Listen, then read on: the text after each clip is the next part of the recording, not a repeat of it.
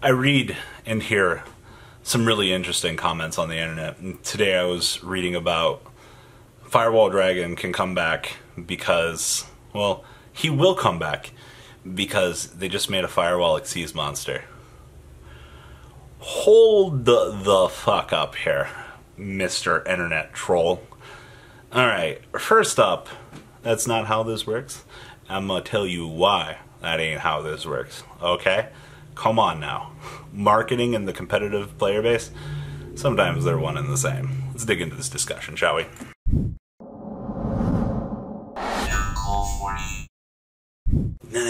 Okay, so, had to get through my intro here. So, just because Konami prints a card that has Firewall Dragon on it, doesn't mean that we're bringing back Firewall Dragon, alright?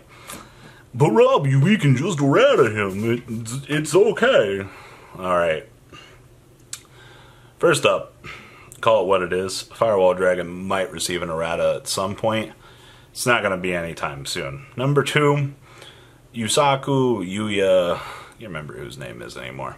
Supposed to be getting a new boss monster in a structure deck soon. Alright, I don't know if it was actually the Firewall Dragon, but people, alright? Once again, Firewall Dragon was creating these infinite loops. Like, loops and loops and loops and loops. I'm gonna lose my fucking mind making this video. But you're gonna tell me we just ban this card and then we release a support card much later on down the line. Not even down the line. We released it a couple weeks later and you're telling me we're gonna bring Firewall back. Loops and loops and loops and loops. That is not how this works, alright? Firewall Dragon was a very detrimental card to the competitive scene. When you have a card that can make infinite loops, I'm too tired to do the loops anymore, alright guys? Like, I'm big, I don't have the enthusiasm that Simo has. I'm very down to earth. It's just my personal. I'll tell it like it is. If you get stabbed in the heart, no, sorry to tell you that. And if for some reason you're a believer of this, oh, Firewall's coming back because they made the Firewall Xceed. Take this right here. See this? Please, please, please, please, just go wipe this shit off your face right now, because God fucking knows it's just clickbait at its finest. Like, so what's the point of this video? Number 1.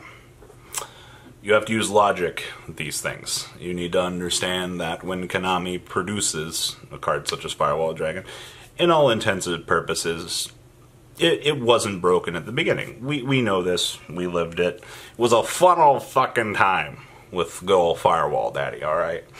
Number 2. Konami knows they can't bring that thing back right now because the competitive player base was bitching about this. Every Facebook post I seen on the official Yu-Gi-Oh page was ban Firewall, ban Firewall, ban Firewall, ban Firewall. I can't make this shit up to you, man. Like, it was probably the same person with multiple accounts doing. Well, actually, it wasn't. I seen the Army recruitment post at some point, and it wasn't going too well. All right, but once again, competitive play and marketing. Yeah, I was one of the people that said, yeah, we can't ban it because of the anime. And, you know, I went around different approaches looking at other options and things you could ban. But then they did it. They banned Firewall. I was extremely happy. Like, so many of you don't actually understand. Like, you can always cherries the Firewall. Am I wrong or am I right? Like, but here's the thing. Alright, no matter what somebody says on the internet or something to that effect, you need to realize Konami marketing is not that dumb. This is what, you know what, this is going to be one of the times I'm going to support Konami. Like, I'm not always against Konami. For some reason, it always seems that way in the videos. I fucking love Konami in the grand scheme of things. Without them, we wouldn't have this card game. You know, call it what it is. You know, but they're not going to make such a dumb marketing move, especially in the current format, with A, no errata to bring this card back. B, it's a Firewall card. Like, they'll dump in the set as an ultra rare. That card alone is not going to sell the set. You know what will sell a set? Hello? Yes.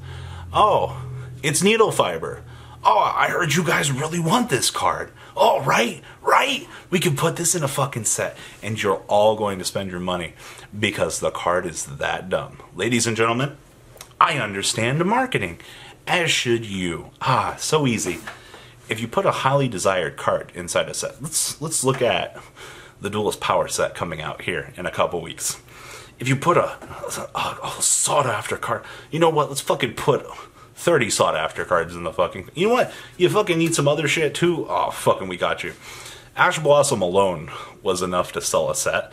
Like, people were like, oh yeah, I'll buy a box. I'll get my Ash Blossom reprints. We saw it with Legendary Kaiba. Everybody jumped on that set. We saw Ash Blossom get further reprint later on in the Alistair set later on in the year. One card is enough to make people want to go out and buy a product. You know, that is good marketing, ladies and gentlemen. You put the most sought after staple card in a set, people can go buy boxes because they just don't want to buy singles. Like, support your local game store, by the way. Your local LGS needs your support. Like, paying for the overhead that these stores do, like, it does take money. Like, it sucks that you can buy it for 50 cents cheaper online, you know, but if your store goes out of business, I bet you would have gave them that 50 cents to support them had you been educated on the situation. So, that's just a little side topic to talk about here. Support your local LGS, things like that. Now, number 3. Cards to receive erratas in the game of Yu-Gi-Oh! Generally have to go on the ban list. You know, I also don't understand why we haven't put more restrictions on cards, like you can only include 1 copy of a Dragon Ruler in your deck per Dragon Ruler. Seems like something that they could do, but Yu-Gi-Oh! Just hasn't figured this shit out yet. We're, on the 25th year of this game, and we still can't fucking figure out where we gotta stick the text and limitations on the cards of problem cards. You know, we have the ban list, but, you know, Globe Bulb said that we could actually fix a card, but a long forgotten era, guys. Could you imagine if Firewall had said once per turn? Not everybody, or you could only use one of the Firewall effects once per turn. That seems to be something that they found out a little bit later on in set design, that you can just slap you can only use one of these effects per each, or, you know, you can only use this effect, a Firewall Dragon, once per turn. But I guess in terms of first set design, I can't really blame them too much, because it was like, oh, we got to support the Link archetype, you know, we'll print out a monster that says, you know, continuously link out stuff. It only becomes we only have to fix the problems later on when they become problems, right? Like, Fundament, if anybody hasn't noticed, by the way, Mayakashi would have been absolutely stupid as an archetype had they not had the restriction of being limited within the own Mayakashi archetype. Like, I can just imagine a zombie deck now where every Mayakashi card was absurdly generic. Oh, talk about fucking nightmares that you're not going to be able to sleep to. Some decks you're thankful that they put restrictions on.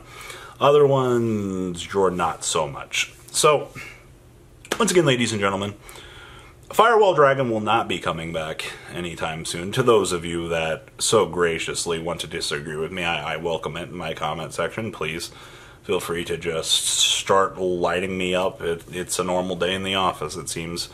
But I gotta make these videos every once in a while because it's scary, the amount of people that have differing opinions and things that we've seen. You know, problem cards will still remain problem cards, especially in such a small window as this. Come on now.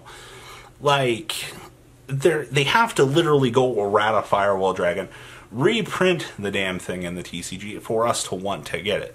Like, that's a lot of time. Like, you have to remember, most of these sets are designed 4 to 8 months out in advance.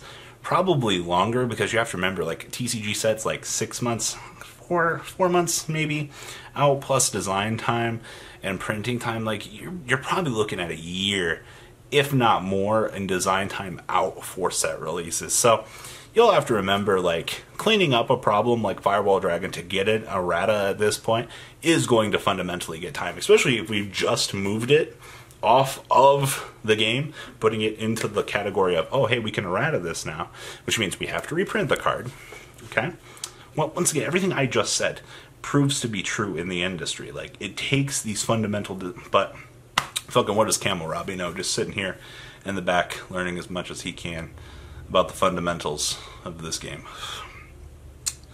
Well, y'all caught with your pants down on this one. Whoever's the guy that's planning on buying out Firewall Dragon over this, don't do it. Just don't. Just save the money. It's not worth it. I'm gonna just be honest with you. I'm doing this to prevent you from making a stupid life decision, and you still make that life decision. You can enjoy just being neg all you want. Alright, well, I feel better now. Loops and loops and loops and loops and loops. The ride never, well, truly ends. Thank you, patrons. Without you guys, I don't know what I'd be wearing in these videos. I might be a truffle shuffle incident all over again. Guys, please also check out Vanquil40 for some awesome Vanguard content. Some other interesting stuff you might find up here on the left or in the description as well. Thanks for watching.